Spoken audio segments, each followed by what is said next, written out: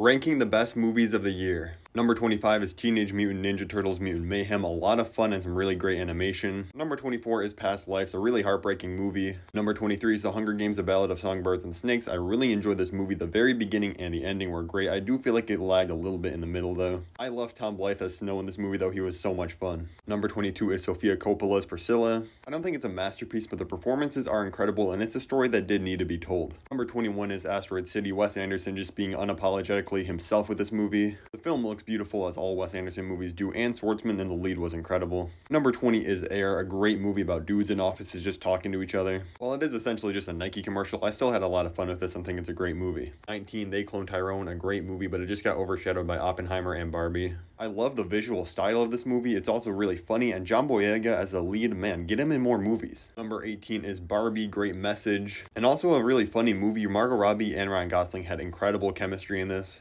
Number 17 is Blackberry, another movie about dudes in offices just talking. I love a good downfall story, and Glenn Howerton was so incredible in this. Honestly, he deserves an Oscar nomination, but he's not going to get it. Hit that like and follow button, but number 16 is The Iron Claw, a deeply tragic story. And Zac Efron, another one who could be nominated for an Oscar. This was an amazing performance. 15 is Poor Things, and literally 10 people walked out of my theater not even an hour into this movie, but I really enjoyed it. The costumes and the sets in this movie are just absolutely gorgeous. It's also just a genuinely really funny movie, and just know there's a lot of hard cuts to really saucy scenes. That's why people walked out of my showing of it. 14 is Godzilla Minus One, exactly what these Godzilla movies need to be, more about the humans than the monster. 13 is Mission Impossible Dead Reckoning Part 1. The action was just on another level, and I really liked all the new members of the cast in this movie. 12 is Wonka. I just had so much fun with this. Timothy Chalamet is amazing in the lead role here. It's just such a charming and magical movie that makes you feel like a kid again. 11 is Michael Mann's Ferrari. Well, yes, the Italian accents are pretty terrible. Everything else in this movie is absolutely amazing. Number 10 is May December. If you want to feel uncomfortable for 2 hours, this is the movie for you. But Natalie Portman and Charles Melton seriously give two of the best performances of the year in this movie.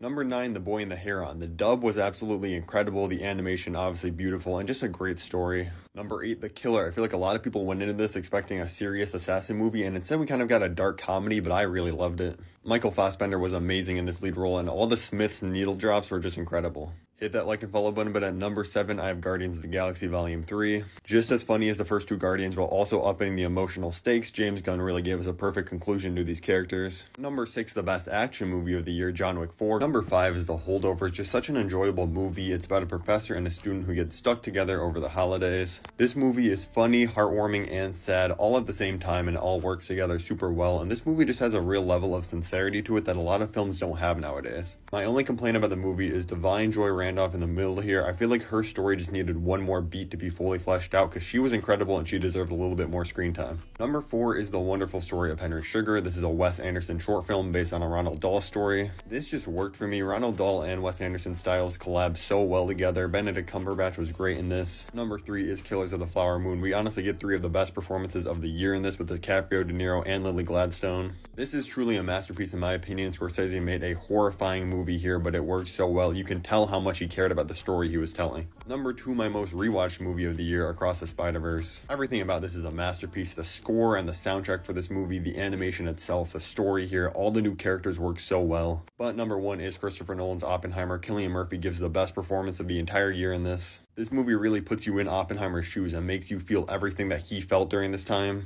And this was a once-in-a-lifetime theater experience.